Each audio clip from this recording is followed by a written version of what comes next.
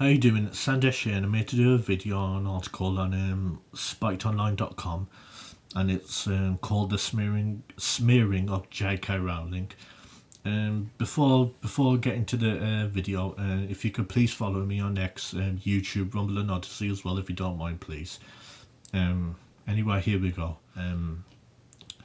If you had said 10 years ago that J.K. Rowling would become the number one hate figure of the cultural elites, people would have thought you were mad. Until quite recently, she was a beloved children's author whose Harry Potter series is credited with turning a generation of young people onto literature. The only people who raged against her were ultra-religious Christians in the US, terrified that her satanic novels would teach their children the ways of witchcraft. Those sort of people, like, I'm not against Christians in any way, shape, or form. I'm not against the religious people whatsoever. But the thing is, there are those sort of people that are like that we're going to look at the Harry Potter books of teaching children witchcraft, which is obviously not true. And people like that, those sort of Christians. Not every Christian is going to be like that, mind you. But Christians like that believe that those books are going to teach children witchcraft. Do you believe in Jesus? If that's the case, would Jesus actually judge her like that? Of course he wouldn't. For most of her career, Rowling was embraced by the great and the good. After all, she was immaculately liberal left. She voted Labour. She loved Barack Obama and Hillary Clinton. That was the only thing I didn't like about J.K. Rowling. She liked Barack Obama and Hillary Clinton, even though that they're war criminals and they're warmongers. She voted Remain in the EU referendum. She was outspoken about feminism and women's rights. What could she possibly be demonized for? The answer: she believes in a thing called biological sex. She doesn't believe that men can become women, views that are held by the vast majority of the population. In 2018, her dark secret began to surface. I wouldn't say it's a dark secret.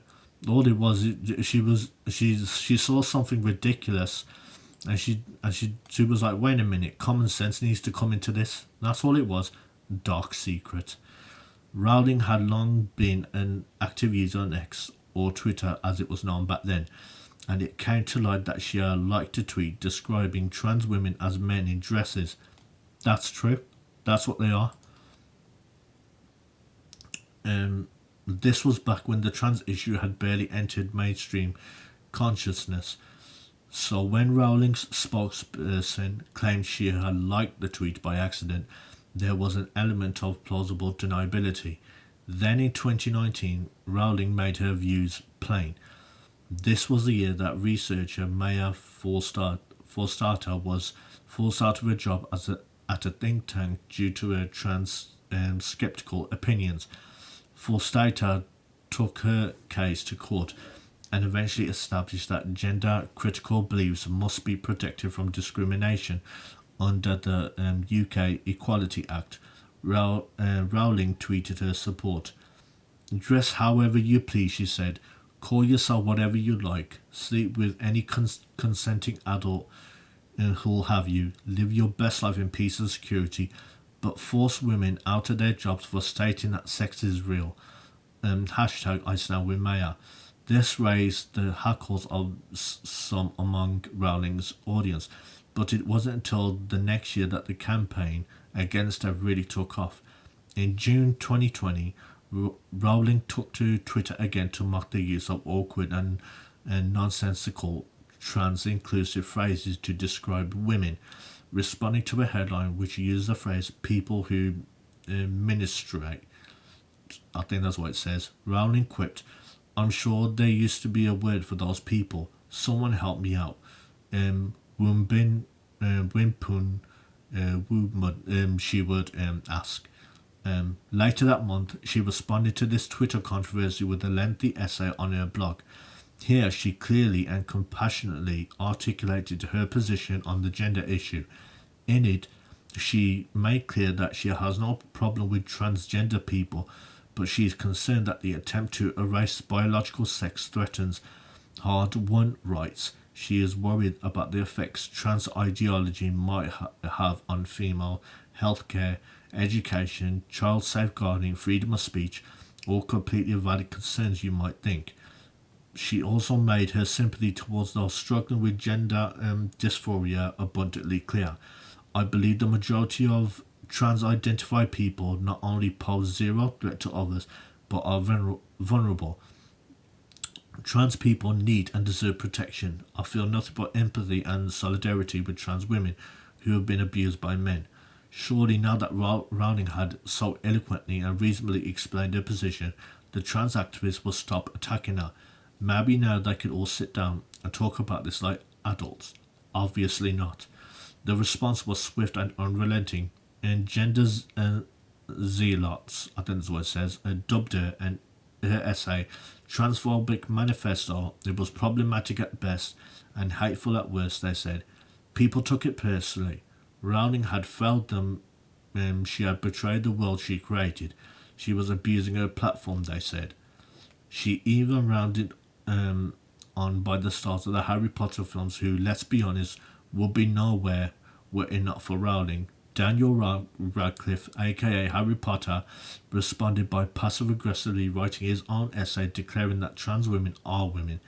Emma Watson, who played Hermione Granger, I'm sorry about the names because I've never seen the Harry Potter films at all, and put out a statement saying that trans people who are they say who they are deserve to live their lives without being constantly questioned.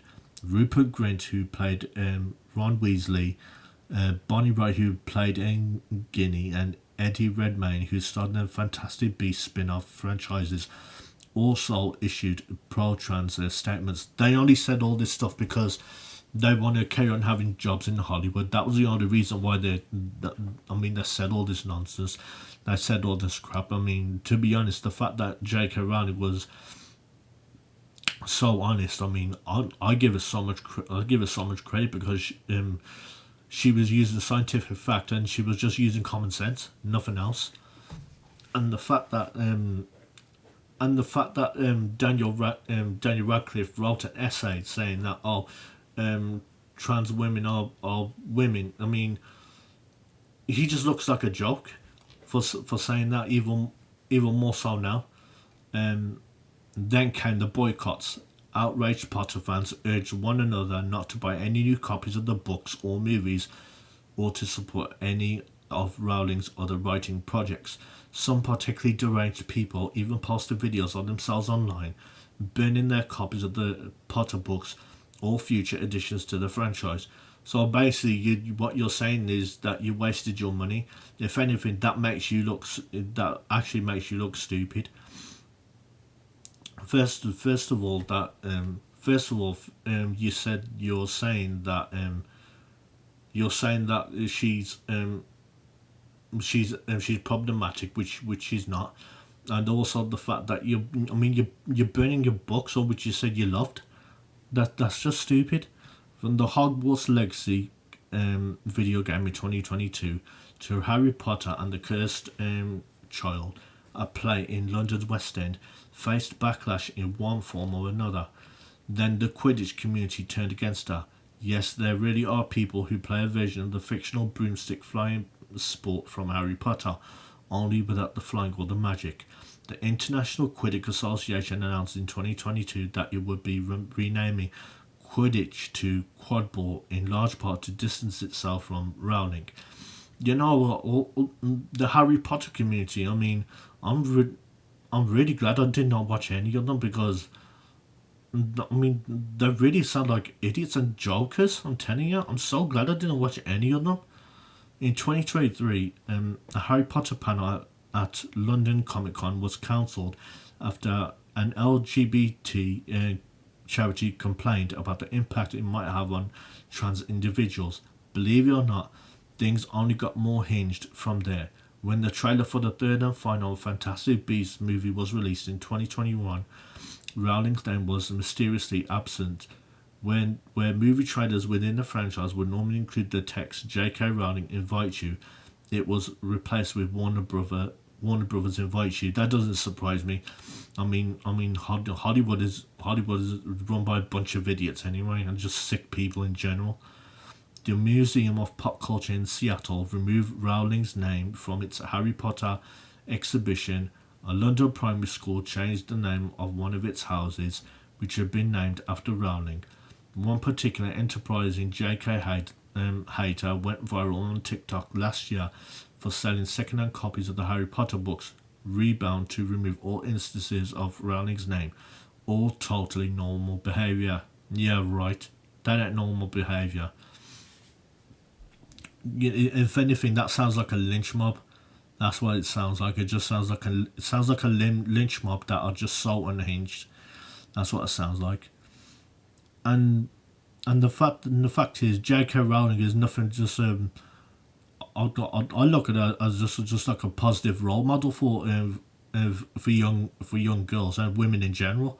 Because if anything, I mean, she's fighting for you, and yet you're turning your backs on her. J.K. Rowling has essentially become the trans movement public enemy number one. She has become the punching bag for activists who cannot brook or even mild dissent lest their bizarre ideology come tumbling down around them. Their ideology is coming down on them like Jenga. It really is, because people are getting sick and tired of it, of the fact that they have to walk on eggshells.